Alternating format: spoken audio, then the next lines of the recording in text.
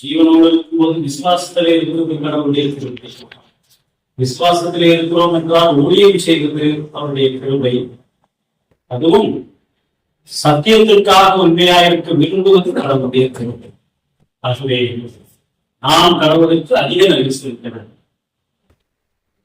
ஆகவே இந்த நேரத்தில் நமக்கு ஊழிய அறிக்கைகள் பகிர்ந்து கொள்ளுதல் உள்ளபடியினாலே அதிக நேரம் இல்லை.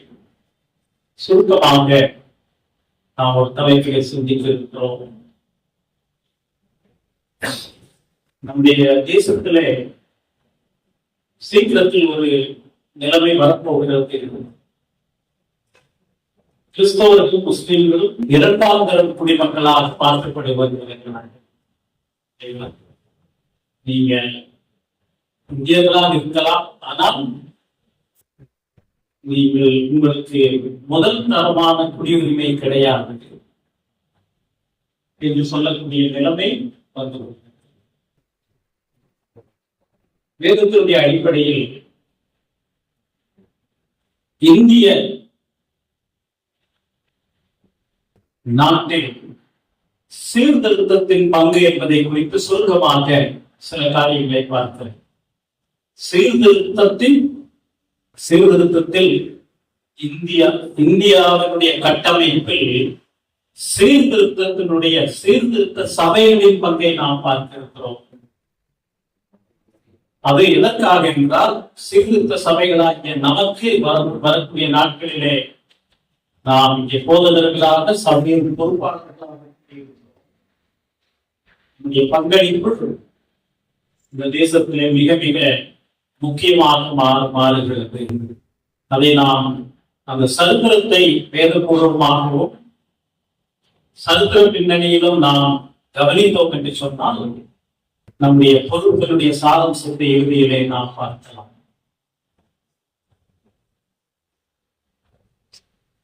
மிஷனரிகள் இந்தியாவிற்கு வருகிற வரையிலே இந்தியா என்ற தேசம் கிடையாது. இந்தியாவை உருவாக்கினவர்களே யார்தான்? மிஷனரி. அதுக்கு முன்னாலே யாரெல்லாம் இருக்காதுங்க? கிட்டத்தட்ட 562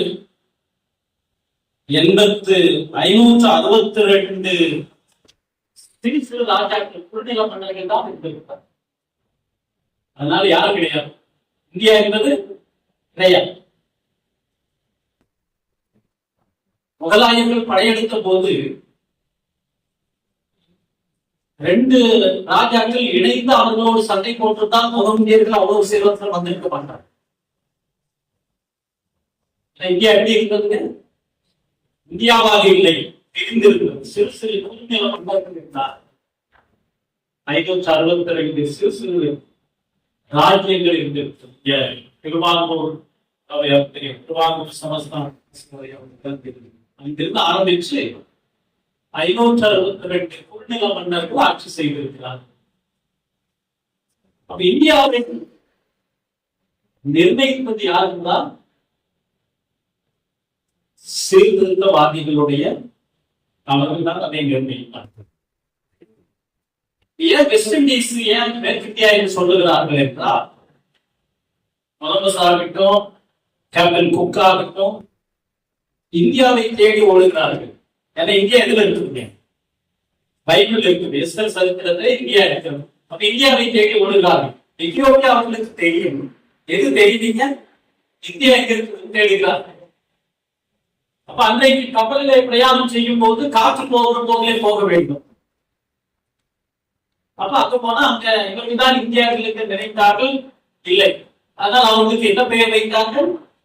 மேற்கு இந்தியர்களுக்கு வைத்து விட்டார்கள். வெஸ்ட் இண்டீஸ் அப்படிதான் அப்படியே வருதுங்க. காற்று போகிற திசையிலே வருகிறார்கள், கிழக்கு நோக்கி வருகிறார்கள், இந்தோனேஷியா போகிறார்கள். இவருக்கு தான் இந்தியர்கள் என்று நினைத்தார்கள். இந்தியர்கள் அதுவுமே இல்லை. அதனால் இந்த இந்தோனேஷியாவுக்கு பெயர் இந்தோ ஏசியா. ஏசியாவில் இருக்கக்கூடிய இந்தியா, அவ்வளவுதான் இந்தோனேஷியா. இந்தியாவை கண்டுபிடிக்கிறார்கள். கடைசியில பிரிட்டிஷ்காரர்கள் இந்தியாவை வடிவமைக்கிறார். பிரிட்டிஷ்காரர்கள் என்பதை விட மிஷனரிகள் தான் இந்தியாவை செய்திருக்கிறார்கள், வடிவமைக்கிறார். இரண்டாம் மகா உலக யுத்தம் நடந்த போது வின்ஸ்டன் சர்ச்சில் பிரைம் மினிஸ்டர் இருக்கிறார்.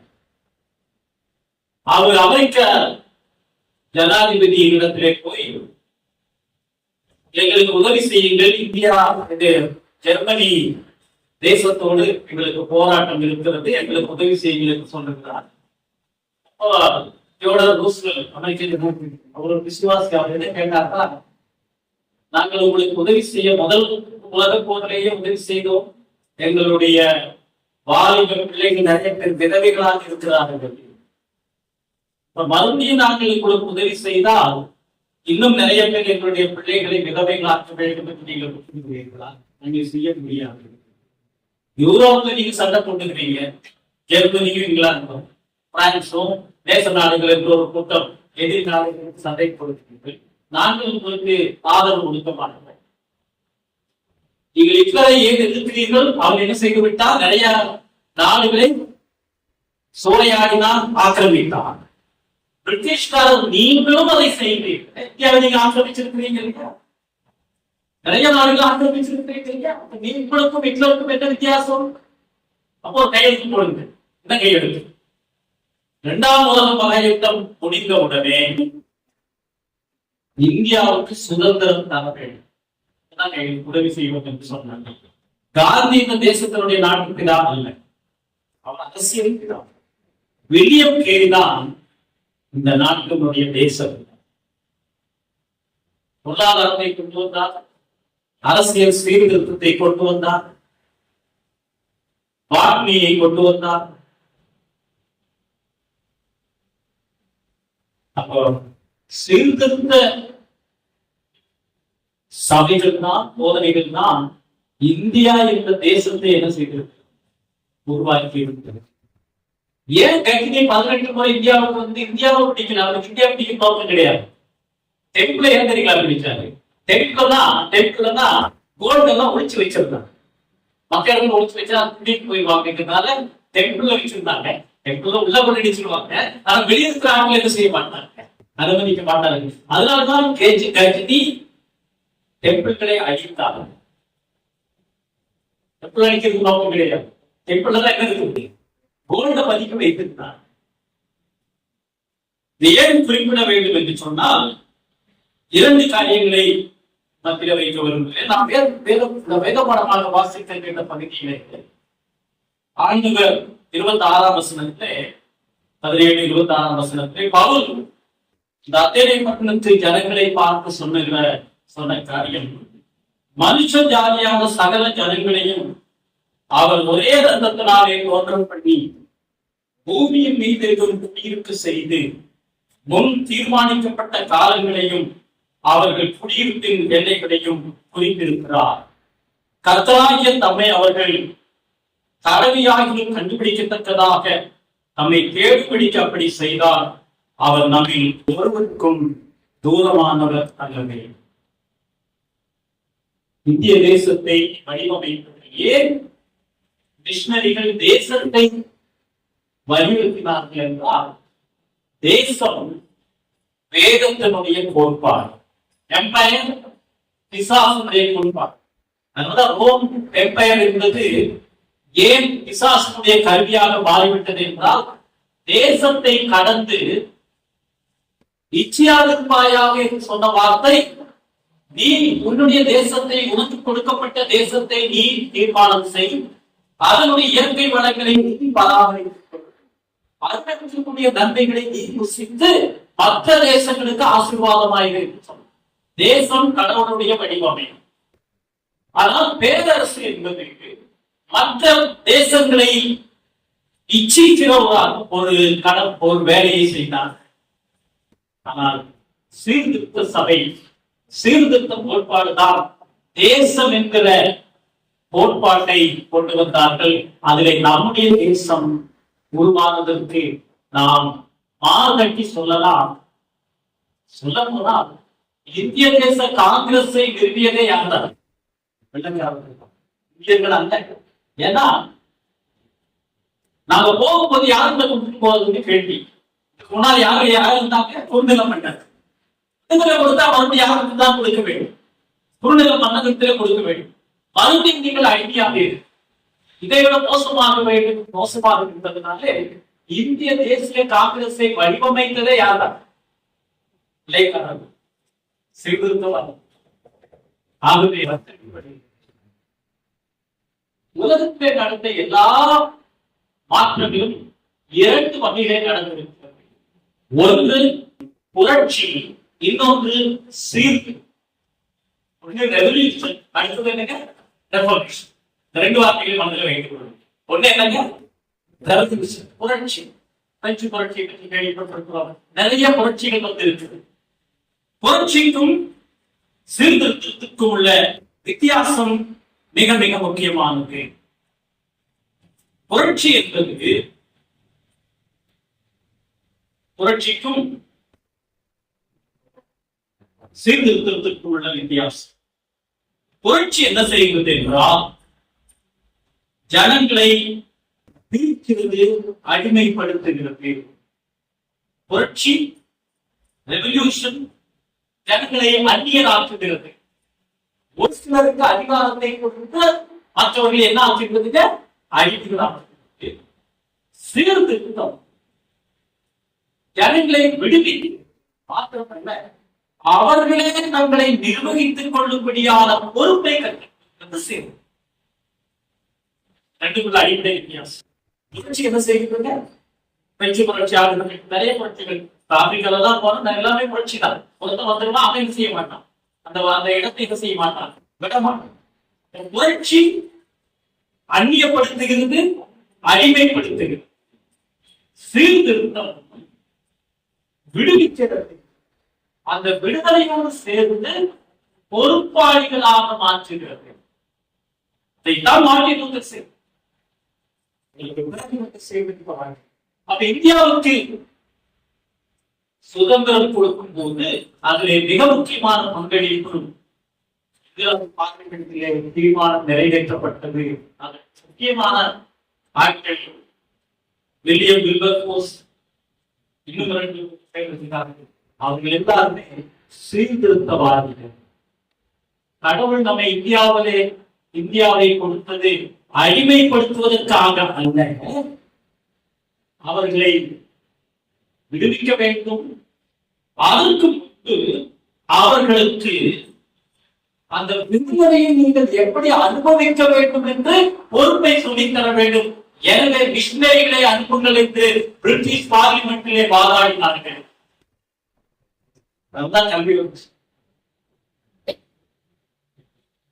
விடுதலை கொடுத்தது மாத்திரமல்ல, அந்த விடுதலையை எப்படி அவர்கள் பராமரிக்க வேண்டும் என்று கற்றுக் கொடுக்க வேண்டும். ஆகவே மிஷனரிகளை அனுப்புங்கள் என்று சொன்னார்கள். ஈஸ்ட் இந்தியா கம்பெனிக்கு மிஷனரிகளை அனுப்புவதிலே உடன்பாடு கிடையாது. வியாபாரம் தடைபடும் என்று அவர்கள் போராடினார்கள். மிஷனரிகள் சீர்திருத்தத்தை சார்ந்த அதே வழியிலே வந்தவர்கள் சொன்னார்கள், இல்லை, மிஷனரிகளை அனுப்பப்பட வேண்டும். அதனால இந்த சபை 125வது ஆண்டை சீக்கிரத்திலே இந்த செப்டம்பர் மாதத்திலே நாம் காணுகிறோம். அந்த சபைகளிலே அதனுடைய தாக்கம் இருக்கு. விடுதலையை விட முக்கியமானது அந்த விடுதலையை எப்படி கை கொள்ள வேண்டும். அதற்காகத்தான் பள்ளிகளை ஆரம்பித்தார்கள், கல்லூரிகளை ஆரம்பித்தார்கள்.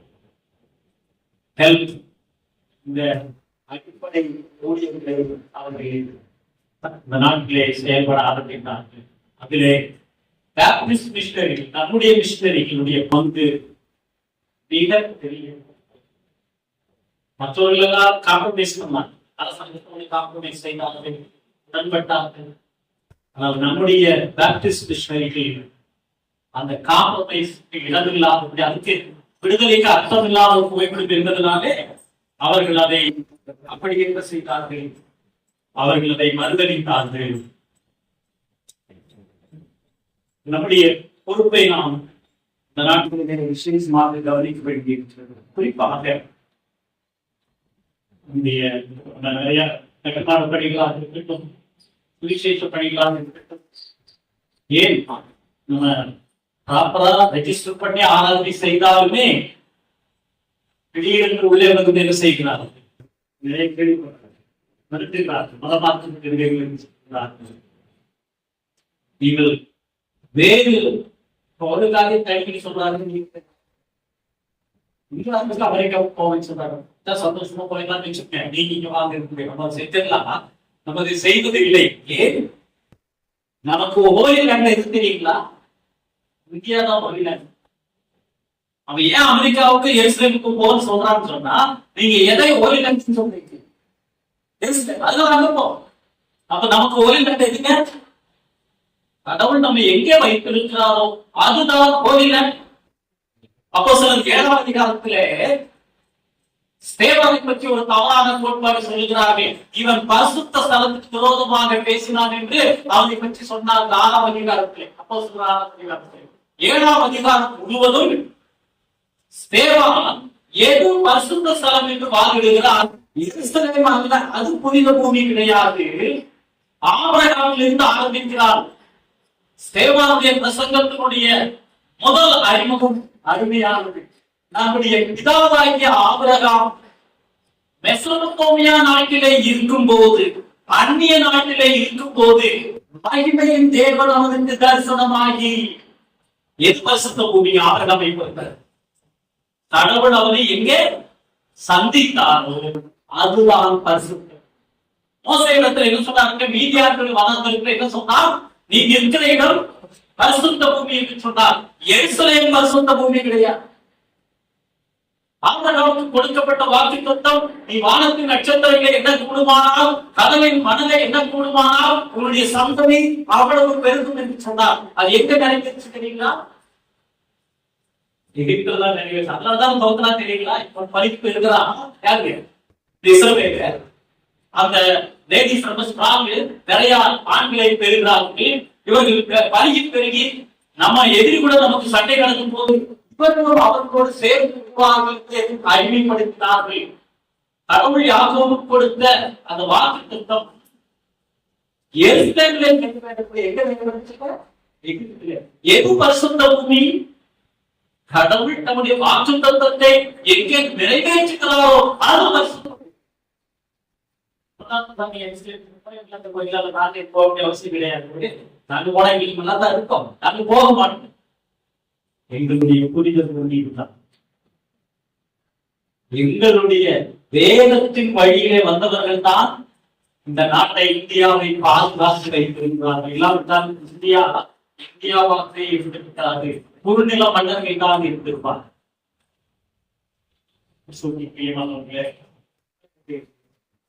இந்த செய்திகளாக சொல்லி முடிச்சவர் இன்றைக்கு வடக்கு நடந்தது. 11 மணிக்கு சொன்னாங்க. ஒரு மணி நேரத்துக்கு கேட்கிறாரு. சபைகளை கையாளத்தை கேட்டு பண்றாரு. அடக்கத்துக்கு கொஞ்சம் லேட் ஆயிடுச்சு. எப்படி கேட்டா, பொதுவாக பெட்டி அடிக்கும் போது என்ன கலர்ல அடிச்சு கொண்டு வந்துருவாங்க? கருப்பு கலர் பெட்டி. அப்படியே கொண்டு வந்துட்டாங்க. அப்பா அங்கிருந்த பாஸ்டர் சொன்னாரு, தயவுசெய்து கருப்பை நகர்த்தி விட்டு வெடிக்கு பெட்டி வெடிப்பாக யோசிச்சு பாருங்க. அதுதான் லேட் ஆயிடுச்சு. கருப்புல அடிக்க வேண்டாம், ஏன்னா உள்ள வெளியே அடிக்கிறாங்க. எதுலீங்க வெடிக்குங்க. அது பாருங்க, அது வெளியே தெரியாது வச்சுங்க. அது நம்மளுக்கு போட்டி போட்டுலாம், பன்னீரை ஊத்தலாம். அதெல்லாம் அந்த வேலையை காணாம போயிருக்கு. அது சொன்னாங்க, சவப்பெட்டியில வெளியில கருப்பு வச்சு என்ன கிடையாது, துக்கம் கிடையாது. நிச்சயமாக துக்கம் இருக்கிறது. அதனாலதான் இவ்வளவு பேர் வருகிறோம். ஆனா இந்த மனித்து போற மனிதனுடைய விசுவாசம் இயேசு கிறிஸ்துடைய உயிர்த்தெழுதலை நம்பினபடியினாலே கருப்பு கிடையாது. வெள்ளத்துடைய அடிச்சா வெள்ளத்துடைய ரெண்டு பிளேன் தான்.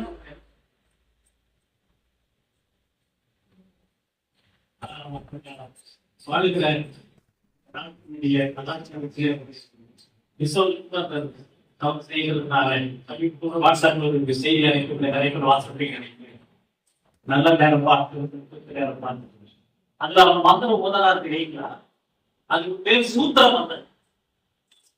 அது பேர் என்ன? சூத்திர மந்திரம். அவன் வீட்டுல ஓதுனா அது வேத மந்திரம் எல்லாம் வச்சுக்க. அவன் வீட்டுல டிராவிங் வீட்டுல ஓதுனானா அது என்ன பண்றாங்க? வேத மந்திரம். நம்ம பிள்ளைகளில வந்து அவன் ஒருவேளை நல்ல நேரம் குறிச்சு அவனுடைய நேரத்துல வந்து அவனுக்கு அதை சுத்தப்படுத்துற கழிவு எல்லாமே கழிவை சுத்தப்படுத்துறது இல்லைங்களா? அதை சுத்தி பேருங்க வேத மந்திரம் இல்லையா, சூத்திர மந்திரம். அங்க சொல்ல மாட்டாங்க, சொல்ல மாட்டாங்க, சொல்ல மாட்டாங்க. இதை யாரு கேட்டு நமக்கு அவன் காணிக்க கொடுக்குறான்? சரி, அப்படிதான் செய்கிறார்கள் என்றால் கிறிஸ்தவர்களும் நல்ல நேரம் பார்த்து ஓடி கருத்தி சுற்றி சீர்திருத்தம் நம்முடைய சபைகளில் அவசியம். எதை மையமாக சீர்திருத்தம்? கிறிஸ்துவை புத்தகமாக சபைகளிலே வேதத்தை பற்றி பேசுகிறோம், கிறிஸ்துவை பற்றி பேசுகிறோம், விசுவாசம் மட்டுமே என்று சொல்லுகிறோம், கிருபை மட்டுமே என்று சொல்லுகிறோம், தேவ மகிமை மட்டுமே என்று சொல்லுகிறோம்.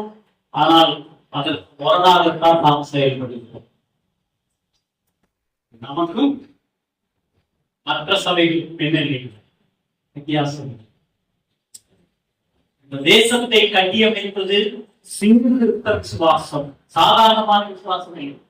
கிறிஸ்தவர்கள் அல்ல, வெள்ளையர்கள் அல்ல, சீர்திருத்த விசுவாசம் தான் இந்த தேசத்தை கட்டியிருக்கிறது. நன்றி பொறுப்பு அதிகமாக குறைஞ்சிட்டு வரணும். இந்த தேசத்தினுடைய கோடிக்கணக்கான ஜனங்களை யோசிக்கும் போது நாம் எளியவர்கள் சொந்தமானவர்கள். ஆனால் கிதியோனை பார்த்து சொன்னார், உனக்கு இருக்கிற உச்ச பேரத்துடைய போ.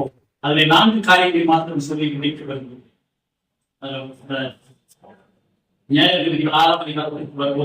உனக்கு இருக்கிற இந்த பேரத்துடைய போ என்று சொன்னார். அந்த அவனுடைய என்னென்ன பலம் இருந்தது பார்க்க வேதம் போய் சொல்லாது, அவனுக்கு ஏதோ பலம் இருந்தது. அந்த பலம் இருந்து பார்க்க 4 பலம். அந்த பலத்துடைய என்ன பலம்? முதலாவது அவனுக்கு இருந்த பலம் தன்னுடைய கடமையை செய்வதற்கு அவனுக்கு இருந்த பலம். அவன் 11ஆம் வசனத்தில் என்ன படிக்கிறோம்? நியாயாதிபதிகள் 6ஆம் அதிகாரம் 14ஆம் வசனத்திலே, அப்பொழுது கிதியோன் கோதுமையை மீதியானியரின் கைக்கு தப்புவிக்கிறதற்காக ஆலைக்கு சமீபமாய் அதை போரடித்தான். மீதியானியர் செய்வார்கள் வந்து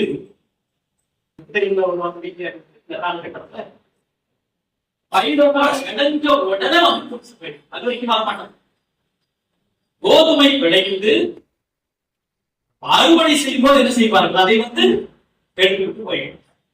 அதனாலதான் கிதியோன் பொதுவாக அவர்கள் உயர்ந்த மலையினை போய் காற்று தீர்த்து நம்ம வணக்கத்தை செய்வது போல போரடிப்பார்கள். கோதுமை படி கிளைகளும் பகல் வெளியே போய்க்கும். ஆனால் மீதியானியருக்கு பயந்து இருந்ததுனாலே ஒளிந்து கொண்டு என்ன செய்கிறான்? போரடிக்க. 6ஆம் அதிகாரத்துல 3ஆம் வசனத்தையும் 4ஆம் வசனத்தையும் பார்க்கலாம். இஸ்ரவேலர் விதை விதைத்திருக்கும் போது, மற்ற நேரத்தில் இல்லைங்க, விதை விதைத்திருக்கும் போது மீதியானியரும் அமலேக்கியரும் கிளைச்சட்டி புத்திரரும் அவர்களுக்கு விரோதமாய் எழும்பி வந்து அவர்களுக்கு எதிரே பாளையம் விளங்கி. அடுத்த வார்த்தை, காசாவின் எல்லை மட்டும் நிலத்தின் விளைச்சலை கழித்து. அப்பதான் வருவாங்க. கோதுமை விளைந்து அது அறுவடைக்கு இருக்கும் போது வந்து இவர்களை வஞ்சித்து அதை பிடிக்கி கொண்டு போவார்கள். அதனால பயந்து கொண்டு அந்த மேல உயரமான மலையில செய்யாமல் கீழே பள்ளத்தாக்கிலே ஒளிந்து போரடித்துக் கொண்டது.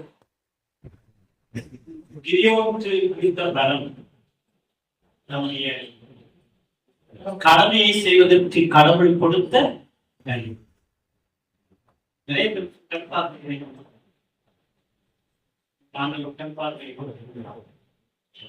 நிறைய பேர் காது கடவுள் நமக்கு சாட்சியத்தை கொடுத்திருக்கிறார். நிறைய பேருக்கு நடக்கக்கூடிய பெருமைகளை நமக்கு கால்களை கொடுக்கிறது.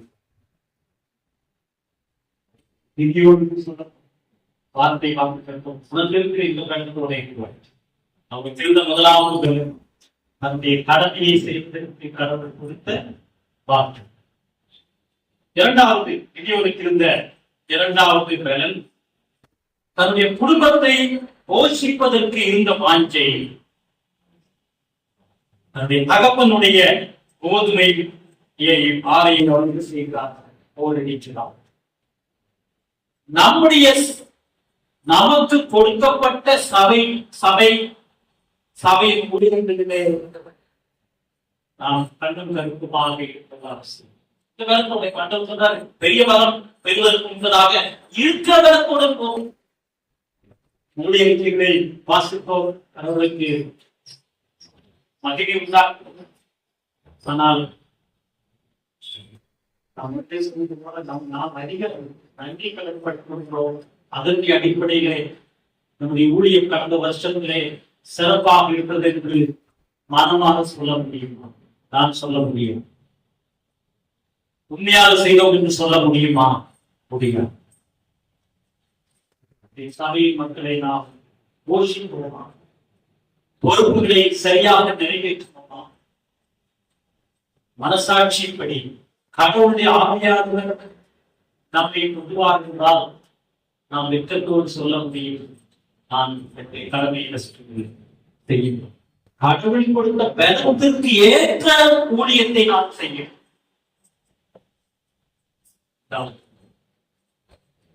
3வது பலன் 13ஆம் வசனத்தில் இருக்கிறது. கடவுள் கொடுத்த சரித்திர ஞானம். கர்த்தர் எங்களை எகிப்திலிருந்து கொண்டு வரவில்லையா என்று எங்கள் பிதாக்கள் எங்களுக்கு விவரித்து சொன்ன அவருடைய அற்புதங்கள் எல்லாம் இங்கே. அப்போ எகிப்திலிருந்து புறப்பட்ட வரலாற்றை அவன் சிந்திக்கிறான். இந்த பலத்தோட மிஷனரிகள் செய்த அந்த தியாகத்தினுடைய பலனோட தமிழிலே ஒரு யூடியூப் தமிழே சேதவங்களுக்கு மேலே 30,000 பதிக்கப்பட்டார்.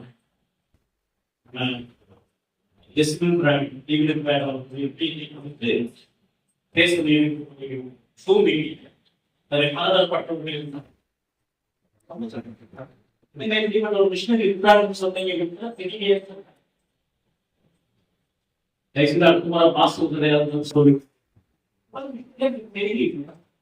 ஒளிமலை என்கிற கொல்லு மலையிலே இப்படிப்பட்ட ஊழியத்தை செய்தவர்கள் இருக்கிறார்கள். என்னங்க, கல்யாணம் முடிஞ்சிருக்கு, சேதமங்கலத்திலே கல்யாணம் முடிந்திருக்கிறது. 1912ஆம் வருஷத்திலே மாலையிலே தோழி கட்டி அவருடைய அணிமுகத்திலே கொஞ்சம் தோழி கட்டி தூக்கி கொண்டு போகிறார். எரித்தொலை நிறைந்த அந்த வீட்டிலே கணவன் மனைவி வசிக்கிறார்கள். 2 பேரும் பண்டைய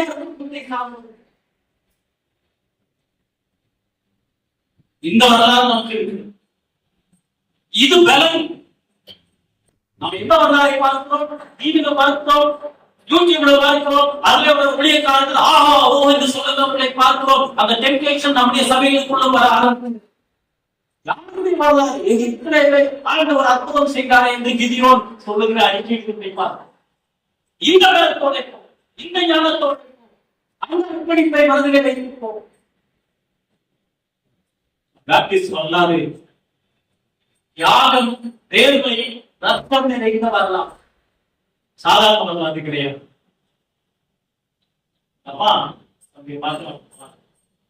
கடவுள் இறந்ததற்கு பிறகு 32 வயது வரைக்கும்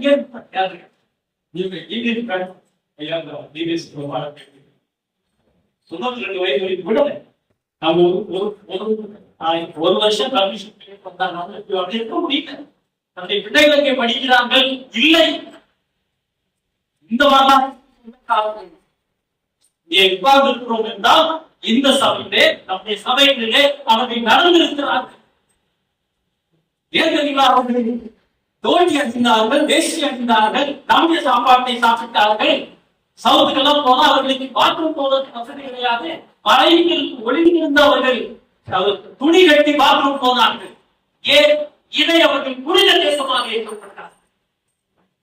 எருசலேம் புனித தேசமாக அவர்கள் கருதவில்லை, இங்கிலாந்தை கருதவில்லை, உங்களை பார்க்கவில்லை. இந்த பலத்தோட இறுதியாக 13ஆம் வசனத்தினுடைய கடைசி பகுதியிலே இப்பொழுது கர்த்தர் எங்களை கைவிட்டு நீதியாளர்களை ஒப்புக் கொடுத்தாரே, தன்னுடைய சரங்கள் பேரிலே இருந்த இதுதான் கல்வி. பாடம் தான் பேரன். அது ஜனங்களுக்கு கஷ்டப்படுகிறார்கள். வித்தியார்த்தி நிலையிலே சுற்றி இருக்கிறார்கள். அது பேரன் சுத்தபலத்தோட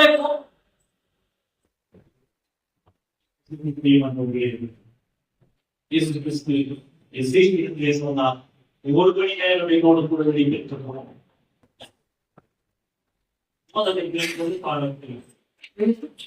ஜனத்திலே நேரம் செலவழிக்காவிட்டால் ஊதியம் அங்கேயே தோன்றுகிறார்.